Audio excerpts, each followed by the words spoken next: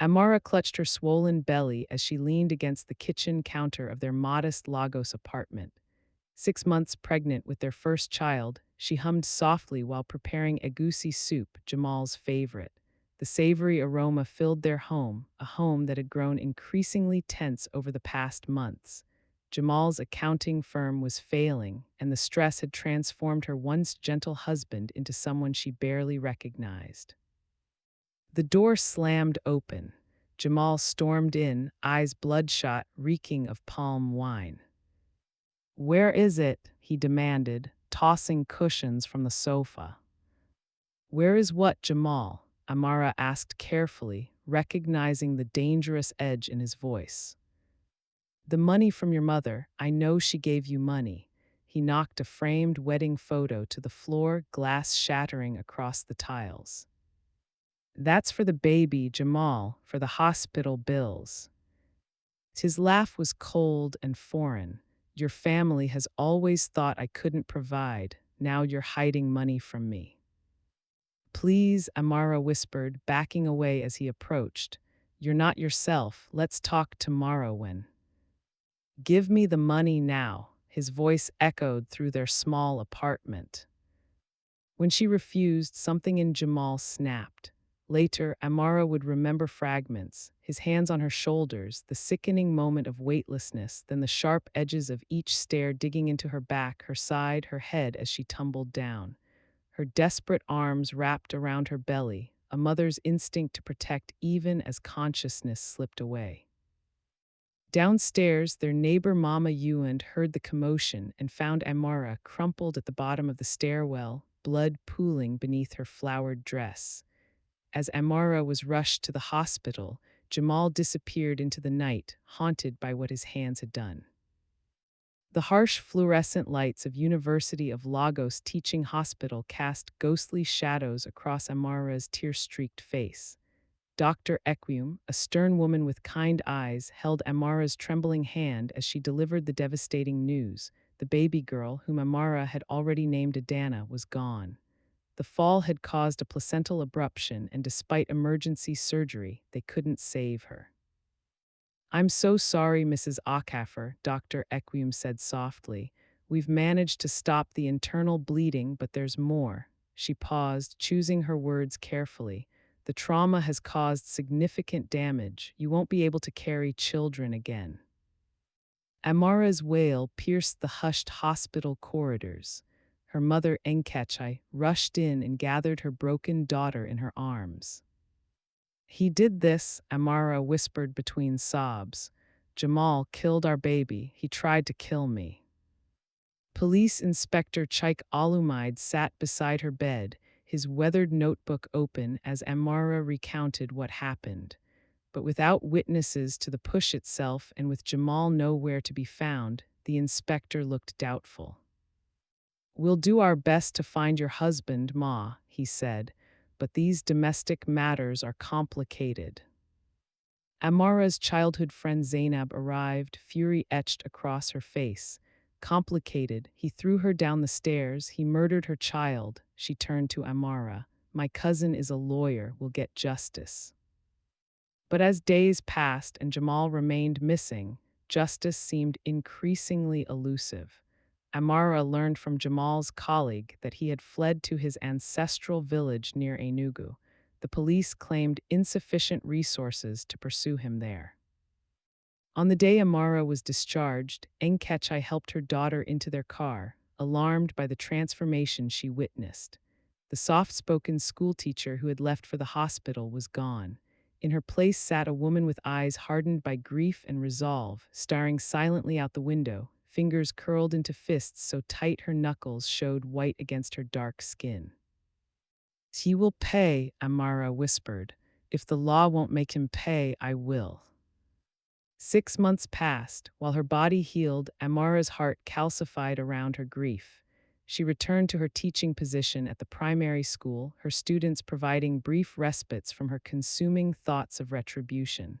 But at night, alone in her new apartment in the Surular district, she meticulously plotted Jamal's downfall.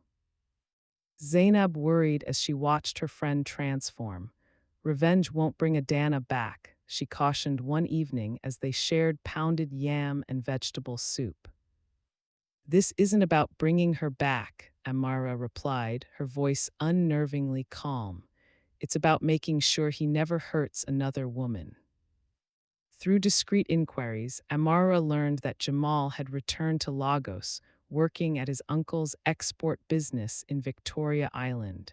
He'd begun a new life, apparently unburdened by the devastation he'd left in his wake. Amara enlisted the help of Falami, a brilliant former student who now worked in cybersecurity. Though hesitant, Falami was moved by her teacher's story and agreed to help access Jamal's business emails. His uncle's company is involved in some questionable transactions, Falami explained, showing Amara evidence of tax evasion and customs fraud. This could ruin them both. But simple financial ruin wasn't enough. Amara wanted Jamal to experience the same helplessness, the same physical trauma she had endured. She began frequenting the gym where Jamal worked out, watching from a distance, studying his routines while remaining unrecognized behind new hairstyles and dark sunglasses. She also befriended Makila, the young woman Jamal was now dating. Posing as a client at the beauty salon Makila owned, Amara carefully cultivated a friendship, gathering intimate details about Jamal's new life while concealing her true identity. He seems perfect, Makila gushed during one appointment. He's even talking about children someday. Amara's hand trembled slightly as she applied her lipstick in the salon mirror. Men like that, she said carefully, sometimes hide dark secrets. As her plan crystallized, Amara stood on her balcony one night, watching Lagos glitter below. The woman who had once believed in forgiveness was gone. In her place stood someone new, someone dangerous, forged in the fire of unimaginable loss. Nigeria's Harmattan season brought dry winds and the anniversary of Amara's loss. 1 year since the fall, 1 year since Adana's heartbeat had stopped, the date did not pass unmarked. Jamal received an anonymous message, photos of financial documents from his uncle's company, enough evidence to send them both to prison, along with instructions to meet at an abandoned warehouse near the old port. Come alone, the message warned, or these go to the authorities. The warehouse stood silhouetted against the dusk sky as Jamal arrived, anxiety evident in his hurried gait. Inside, industrial shadows danced across concrete floors. He called out, voice echoing in the emptiness. I'm here, show yourself. Hello, Jamal. Amara emerged from the darkness, unrecognizable from the woman he'd married. Her soft curves had been replaced by lean muscle. Her eyes, once warm and trusting, now burned with cold purpose. Jamal staggered backward. Amara, what is this? This, she circled him slowly. This is consequence, something you've managed to avoid for exactly 1 year. I've suffered too, he pleaded, eyes darting toward the exit. I live with the guilt every day. Not enough, Amara's voice was steel, not nearly enough. As she moved closer, Makila stepped from the shadows, eyes wide with shock as the truth unfolded before her. You said he pushed you down the stairs, Makila whispered, that he killed your baby. Jamal turned desperately to Makila.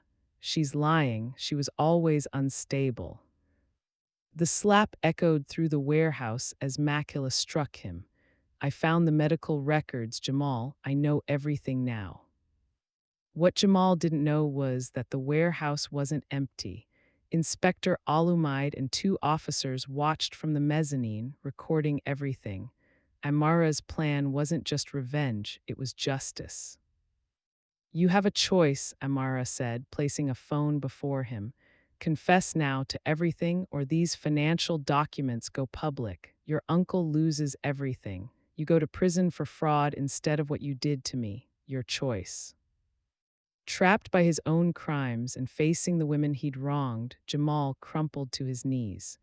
As his confession poured out, Amara felt no triumph, only the hollow vindication that truth, at last, had light to breathe. The courtroom fell silent as Judge Adonai Bankel delivered her verdict. Jamal Akaffer, convicted of aggravated assault causing grievous bodily harm, would serve 8 years in Kirikiri maximum security prison. The financial crimes had added weight to his sentence, but it was his recorded confession that sealed his fate. Amara sat rigid in the front row, flanked by her mother and Zainab. As bailiffs led Jamal away, he glanced back, finally meeting her eyes with what appeared to be genuine remorse. For a fleeting moment, Amara remembered the man she had once loved, before ambition and frustration had corrupted him. Outside the courthouse, Lagos hummed with life under the afternoon sun. Reporters swarmed around Amara, microphones thrust forward. "How do you feel about the verdicts?" one shouted. Amara paused, considering. "Justice is complicated," she finally said. "It doesn't heal everything, but it's a beginning." The case had garnered national attention, sparking conversations about domestic violence and a flawed justice system that often failed women. Amara found herself reluctantly thrust into the role of advocate, her personal tragedy becoming a rallying point for change. Months later, Amara stood before a group of women at a shelter she had helped establish with the compensation money from the lawsuit against Jamal's family. The shelter, named Adana's Haven, provided safety and legal support for women escaping abusive relationships. "Our stories don't end with our trauma," she told the women, her voice stronger now. "But healing isn't linear. Some days the grief still consumes me. Other days I find purpose in this new path." That evening, Amara visited the small memorial garden she had planted in her apartment complex's communal space. A plaque bearing Adana's name stood among flourishing plants, life emerging from loss. Dr. Equium, who had become a friend and supporter of the shelter, joined her there. "You've turned unimaginable pain into something meaningful," the doctor said gently. Amara traced her daughter's name with her fingertips. "I wanted revenge," she admitted. "I got justice instead. I'm still learning the difference." As twilight settled over Lagos, Amara lit a small candle by the plaque. The flame flickered, casting long shadows, reminders of all she had lost, but illuminating, too, the path forward she had forged through darkness. Not an ending, but a continuation. Not healing, but endurance. Not forgiveness quite yet, but perhaps someday peace.